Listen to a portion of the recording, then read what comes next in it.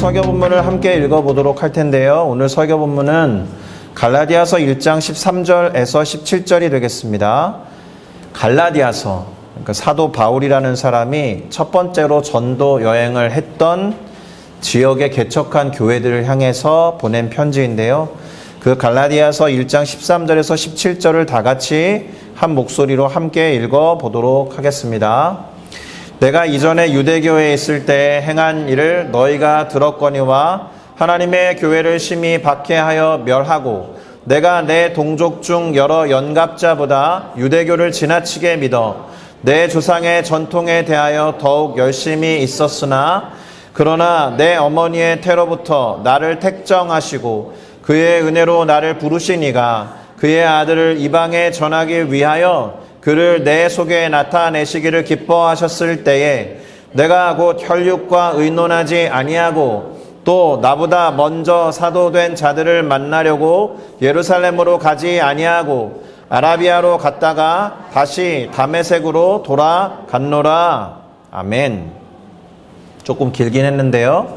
방금 읽은 이 성경 본문 갈라디아서 1장 13절에서 17절 말씀을 가지고 이미 말씀드린 바와 같이 방향을 모르면 방황을 합니다 라는 제목으로 한 해 동안 이어왔던 순종의 인물 시리즈로서 위대한 사도 바울에 관한 이야기를 해보면서 우리가 무엇인가를 깨닫고 알면 물론이요 삶과 신앙에서 적용할 순종의 원리를 찾아보려고 합니다. 그러니 같은 마음과 뜻을 가지고 제목을 따라 읽어보시면 좋겠습니다. 방향을 모르면 방황을 합니다. 방향을 모르면 방황을 합니다.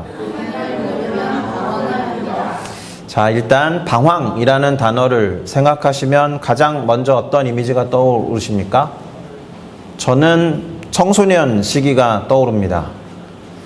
저도 집을 나가서 비록 몇 시간 만에 돌아오긴 했지만 가출을 한 것이 고등학교 1학년, 2학년 요때였거든요. 그래서 그 시기를 우리가 교과서에서 배울 때 질풍노도의 시기라고 부르죠. 그 정체성이 혼란스러워서 또 내 삶이 어디로 흘러가는지 잘 알지 못해서 그 혼란스러움 속에서 감정도 제대로 표현하지 못하고 다스리지 못해서 소위 반황과 방황을 하는 인생의 첫 위기와 같은 때가 바로 이 청소년 시기, 질풍노도의 시기라는 생각을 해봅니다. 그런데 저는 그렇게 생각해요. 이때 제대로 방황한 사람들이 나중에 방황을 하지 않고 삶을 잘 살아가는 것 같아요. 방황은 반드시 하게 되어 있습니다. 사춘기는 반드시 통과해야 돼요. 제때의 사춘기를 통과하지 못하면 중년 남성이나 중년 여성이 됐을 때 사추기를 겪어요. 가을 추자. 인생의 가을을 맞이해서 심하게 가을을 타게 된다 이 얘기입니다. 그러니까 방황을 할 거면 제대로 방황을 하는 게 맞습니다. 여러 가지 방황을 하다가 방향을 찾았을 때 인생의 의미를 깨닫고 제대로 된 삶을 살아갈 수 있는 거죠. 정체성이라는 말씀을 드렸습니다. 청소년기에 정체성을 잘 모르잖아요. 그리고 초등학교 때까지는 도덕이라고 부릅니까 요즘에? 바른 생활? 잘 모르겠는데 저희 때는 도덕이었는데요. 그때까지도 철학적인 질문을 초등학생들한테 던지지 않다가 중학생이 된 때로부터 나는 누구인가? 인생이란 무엇인가? 뭐 이런 질문들을 던지면서 철학적으로 사고하는 것을 교육기관이 강요를 하기 시작해요. 그것에 대해서 자기 자신에 대한 어떤 정체성을 갖고 있으면 그래도 덜 피곤한데 잘 모를 때는 너무 혼란스러워서 아까 말씀드렸듯이 방황을 하게 됩니다. 비록 처음 접하는 인생의 질문들이지만 우리 청소년들이 그리고 그런 질문을 아직 해결하지 못한 늦가기 청소년 여러분, 이 질문에 대해서 나의 정체성에 대해서 잘 해결하시고 방향을 제대로 잡으셨으면 좋겠습니다. 그런데 방향을 잘 설정하고 나아가야 하는 사람들 중에는 탐험가들이 있습니다. 탐험가들은 지도가 만들어질 때부터 또는 어떤 방향을 설정하는 기술을 익히면서부터 나침반이라는 것이 나타나기 시작하면서 더 그 활동이 왕성해졌는데 그 이야기는 탐험가들만큼이나 방향을 제대로 설정하지 않으면 안 되는 사람들도 없다라는 뜻이 되겠죠. 그렇죠? 자, 여러분, 탐험가들 중에서 우리가 가장 잘 아는 대중적인 인물이 누가 있습니까? 이 사람이 있습니다. 크리스토퍼 콜럼버스. 오늘날의 아메리카 대륙을 처음으로 발견한 인물이기도 하죠. 그런데 이 사람이 이 탐험과 항해를 위해서 후원이 필요했거든요. 수억 드는 프로젝트였단 말입니다. 그래서 처음으로 찾아간 사람이 포르투갈의 왕이에요. 이 사람 이탈리아 사람이거든요. 포르투갈 왕에게 건의를 하고 프로젝트를 진행하는 어떤 재정의 서포트를 받기 위해서 찾아갔으나 퇴짜를 맞습니다. 여러 번 퇴짜 맞아요. 그 다음에 선택한 곳이 스페인 국왕이에요. 그 스페인 국왕 옆에 있는 스탭들이 이제 논의를 했겠죠. 국왕까지 가지도 못합니다. 그런데 아시다시피 스페인과 포르투갈이 그런 어떤 항해에 있어서 엄청난 라이벌이잖아요. 근데 포르투갈이 남아프리카의 최남단에 있는 희망봉을 발견하는 역사를 이뤄내요. 그러니까 이제 스페인 국왕이 이제 라이벌한테 뭔가 밀리는 것 같으니까 크리스토퍼 콜럼버스의 프로젝트를 받아들입니다. 그래서 막대한 재정을 지원해줘서 그 사람이 포르투갈이 남쪽으로 항해해서 남아프리카를 돌아서 아시아로 가는 항로를 개척하려고 했다면 스페인은 단순한 생각을 하는 겁니다. 콜럼버스가 생각한 대로 서쪽으로 계속 진행하면 지구는 둥그니까 아시아에 도착할 수 있을 거다 이런 생각을 하고 항해를 시작해요. 제일 위에 있는 그림이 흑백 그림인데요. 달걀을 세우는 장면입니다. 아시죠? 콜럼버스의 달걀 하면 유명한 일화잖아요. 어떻게 하면 계란을 세울 수 있느냐. 근데 이 사람은 탁 깨가지고 세웠잖아요. 이 사람의 발상의 전환이 그런 영향력을 줬다라는 뜻입니다. 그러니까 지구가 둥글다라는 걸 아니까 계속 항해를 하다 보면 아시아에 도착할 것이다라는 그러한 발상을 가지고 항해를 시작한 거예요. 그런데 이 위대한 탐험가 콜럼버스가 죽기 직전까지 잘못된 생각을 하나 하고 있었습니다. 무엇인지 아십니까? 그는 죽을 때까지 자신이 발견한 곳이 아시아라고 믿었다라는 거예요. 우리는 그곳이 아메리카라고 알고 있고 오늘날의 미국, 캐나다, 멕시코가 있는 땅이라는 것을 알고 있는데 그래서 아시아의 인도에 도착했다라고 생각해서 그 땅의 원주민들을 인디언이라고 부르게 된 거예요. 사실은 우리가 알고 있는 싱가포르에서 멀지 않은 인도 사람들이 인디언인데 그래서 앞에 아메리칸 인디언이라고 붙이게 된 거잖아요. 자, 물론 콜럼버스는 방황을 한 건 아닙니다.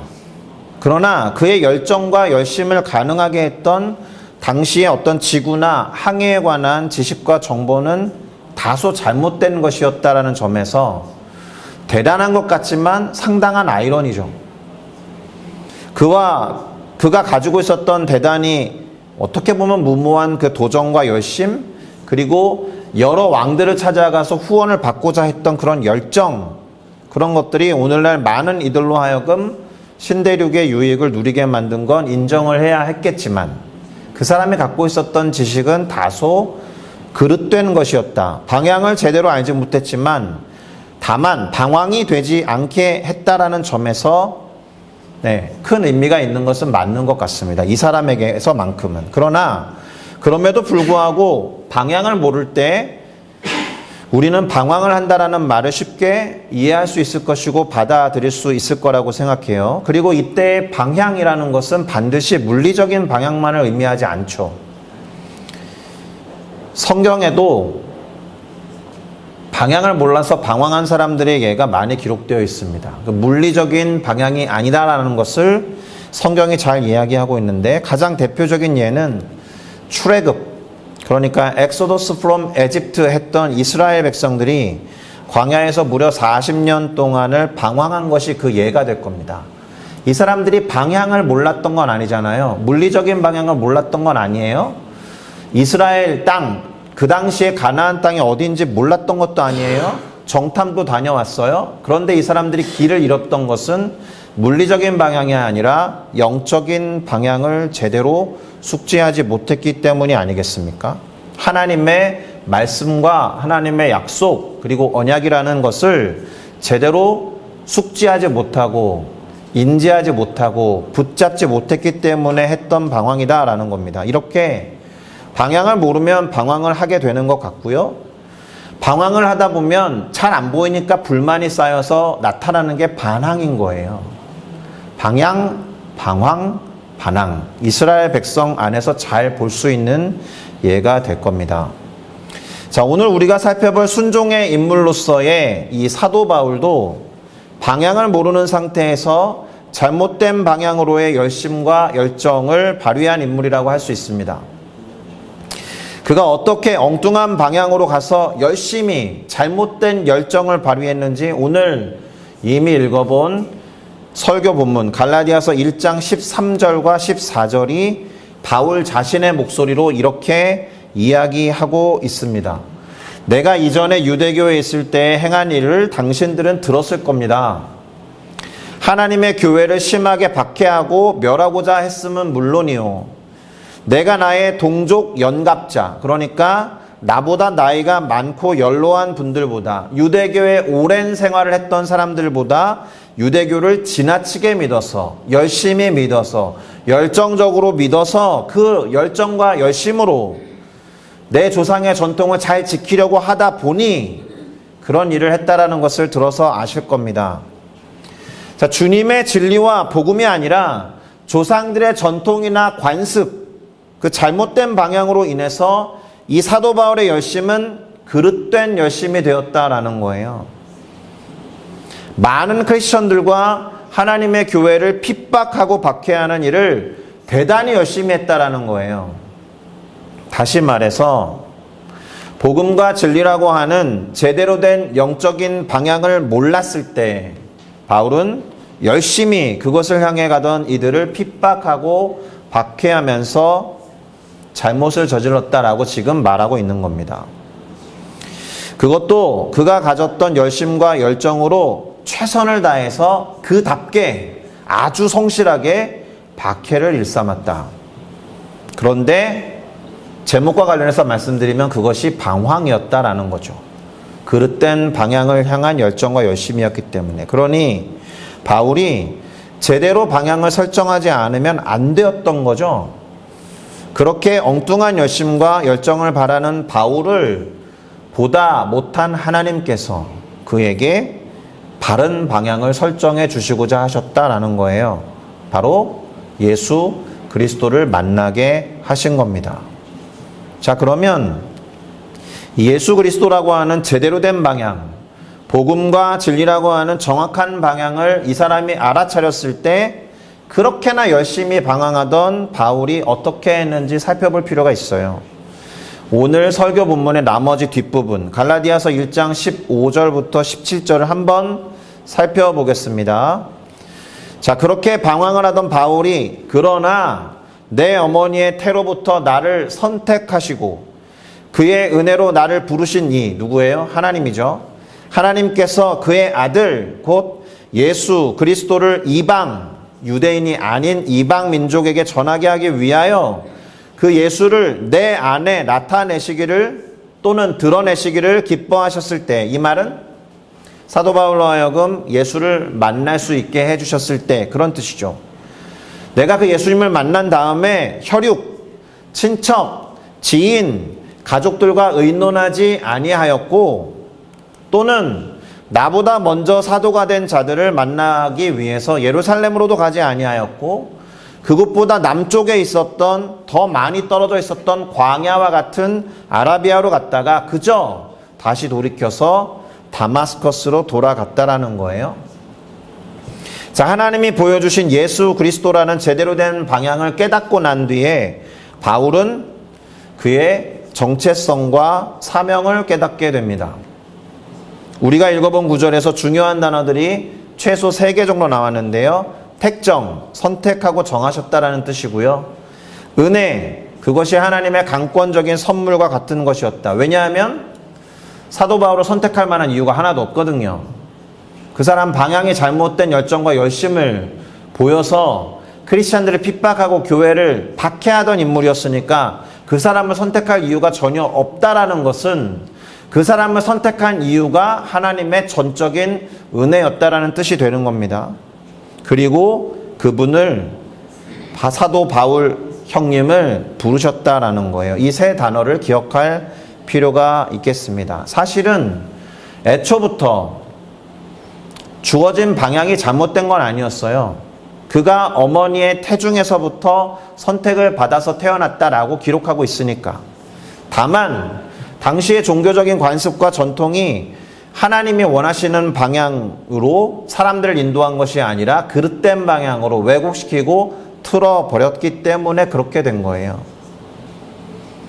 그리고는 바울을 왜 선택하셨는지, 왜 그 사람을 은혜로 부르셨는지 이유가 나와 있었습니다. 기억나십니까? 무엇이었느냐? 그의 아들, 하나님의 아들 예수 그리스도를 이방, 유대인이 아닌 비유대인들에게 전하게 하기 위하여 예수 그리스도라는 선물을 유대 민족들만 갖고 소유하지 않고 모든 민족과 모든 나라와 모든 족속들이 소유할 수 있도록 바울을 그렇게 선택하신 겁니다. 그러니까 사실 처음부터 바울은 그의 방향이 설정되어 있었어요. 바른 방향으로. 그러나 그것을 알지 못하고 엉뚱한 곳으로 향하는 방황을 하게 된 겁니다. 다시 말씀드립니다. 그것도 아주 열심히 열정적으로 성실하게. 또 한 가지 기억해야 하는 중요한 단어가 있는데요. 그것은 그를 드러내심, 영어 성경에 revealing him이라고 되어 있는 단어입니다. 힘, 그러니까 예수 그리스도를 나타내시고 보여주셨다라는 거예요. 이 단어에서 계시라는 단어가 왔거든요. 계시에 해당하는 영어 단어는 revelation이잖아요. 요한계시록도 그 단어를 쓰고 있습니다. 이 말은 하나님이 커튼을 열어 제끼다라는 뜻이에요. 보여주고 싶은 분이 봐야 되는 사람들을 향해서 커튼을, 베일을 제거하다, 이런 뜻이 계시의 의미입니다. 그러니까 하나님이 계시해 주시지 않으면, 하나님이 보여주시지 않으면, 하나님이 먼저 보이시고 나타내 주시지 않으면 우리는 제대로 볼 수 없고 방향을 상실하게 될 것이다, 이런 뜻이 되는 겁니다. 바울도 마찬가지였던 거예요. 계시된 예수 그리스도를 만나지 못했기 때문에 유대교에 지나치게 열심이었던 그 전통과 관습 때문에 그릇된 방향으로 사람들을 핍박하고 심지어 해외까지 나가서 다마섹이라는 도시, 다마스커스로 가서 거기서 예수를 따르는 사람들을 잡아오려고 가던 길에 예수님을 만나게 된 거죠. 하나님이 드러내 보여주신 예수님을 만나게 된 겁니다. 자, 그런데 이 사도 바울에게 주어진 사명과 부르심, 그리고 특별한 경험으로 체험하게 된 예수 그리스도에 대해서 이 사람이 다른 혈육이나 친척이나 가족이나 지인들, 또는 먼저 사도가 된, 먼저 예수 그리스도를 알았던 사람들과 논의하거나 의논하지 않았다라는 겁니다. 이것이 왜 중요할까요? 방향의 설정이 오롯이 하나님이 보여주신 대로 다시 정해지기 위해서는 다른 사람들의 평가나 다른 사람들의 생각이 이입되면 안 됐기 때문에 그래요. 오롯이 하나님에 의해서 방향이 재설정되기 위해서 다른 사람들의 가치관이나 전통이나 관습이 개입될 가능성을 전무하게 하기 위해서 이 사람은 다른 사람과 논의하지 않았다. 나아가서 철저하게 주님의 뜻에 순종하면서 그분만을 붙잡고 의지하기 위한 과정이었다, 이것입니다. 할렐루야. 자, 게다가 원래부터 이 바울이라는 사람은 대단히 열정적이고 열심히 있던 사람이었기 때문에 그렇게 새롭게 방향이 설정된 이후에도 여전히, 아니 그보다 훨씬 더 열정적으로 또 열심을 다해서 하나님의 뜻에 순종하였음을 볼 수 있습니다. 똑같이 열정적이고 똑같이 열심이었지만 그의 방향이 틀리지 않았기 때문에 그는 더 이상 방황이나 반항을 하지 않았고 바른 방향으로 열심히 그리고 열정적으로 순종하며 나아갈 수 있었다라는 거예요.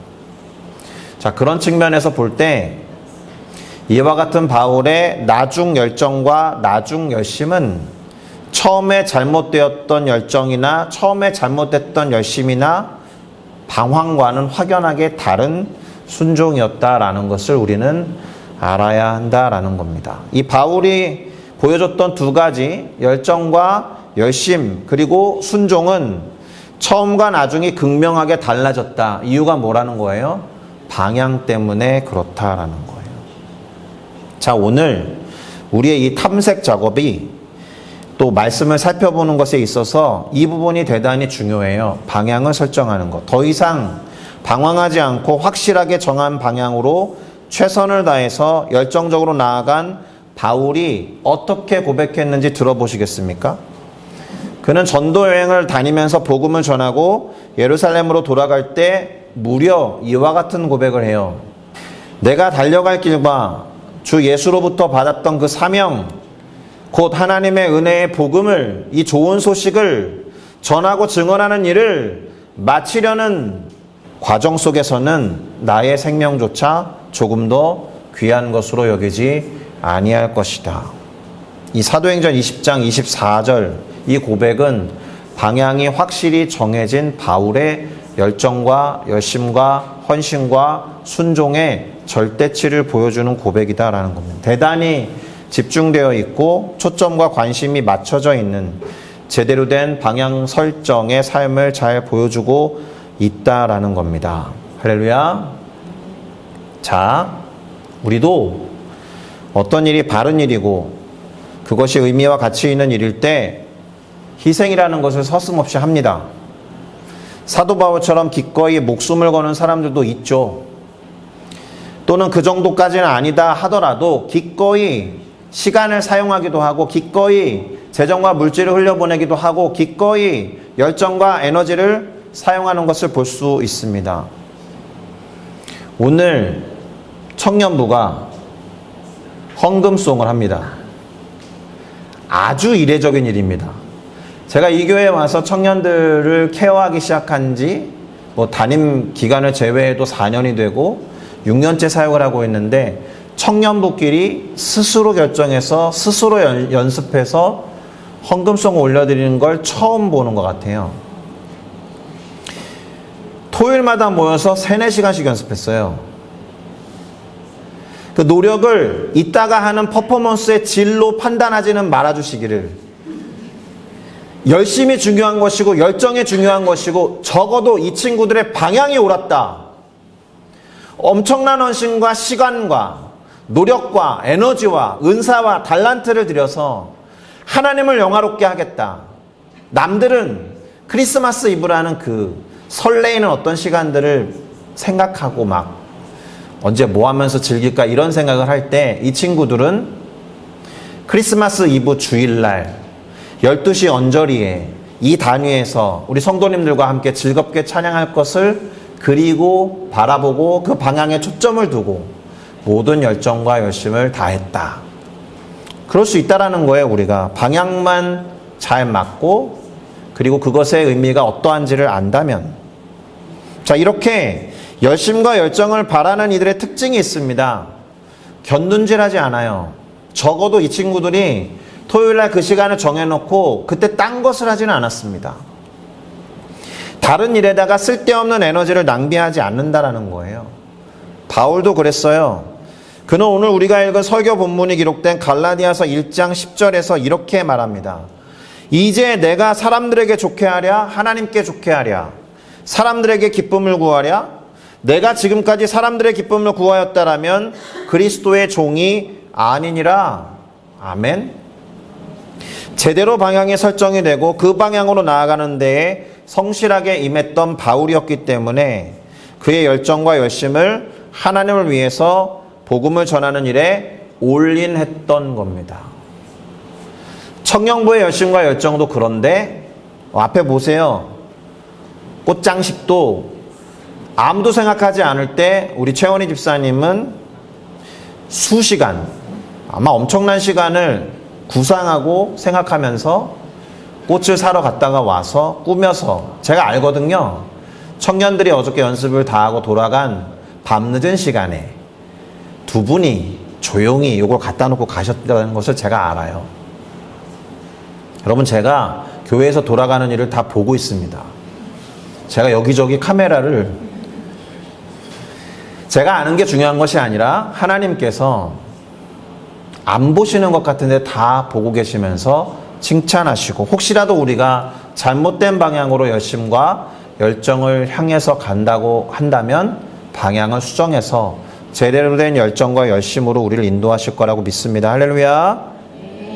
그렇게 방향 설정이 제대로 됐던 이후에 바울의 순종은 그래서 대단히 열정적인 것이었고 열심히 하는 것이었으며 절대적이었다고 해야 할 만큼 주님이라는 방향에 완전히 초점을 제대로 둔 순종이었다.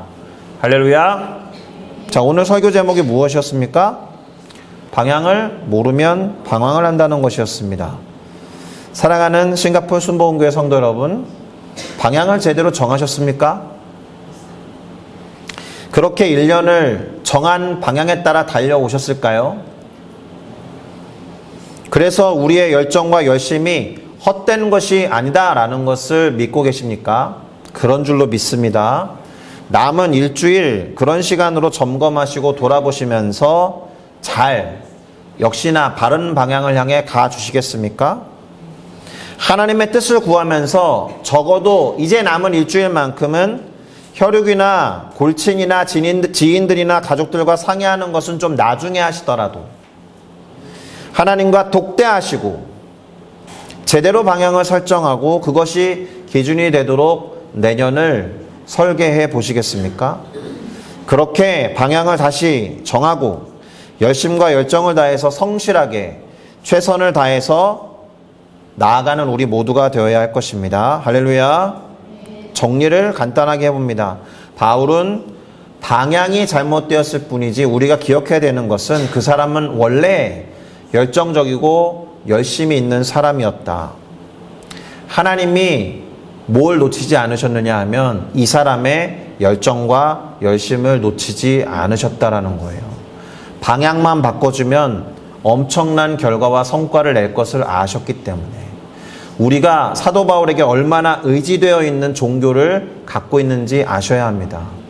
사도 바울이 이방인들을 향해서 복음을 전하는 목숨 건 사역을 감당했기 때문에 동방에 있는 작은 나라 콜럼버스도 발견하지 못한 대한민국에서 예수 그리스도를 믿고 신앙생활을 하고 여기까지 와서 하나님의 설정해 놓으신 바른 방향을 향해 나아가고 있게 만들었다. 하나님의 강권적인 역사였을 줄로 믿습니다. 할렐루야. 그러니 반항을 좀 멈추시고요. 방황도 좀 멈추시고요. 방향을 제대로 잡아서 성실하게 나아가는 우리 모두가 되기를 예수 그리스도의 이름으로 축복합니다. 할렐루야. 기도하시겠습니다.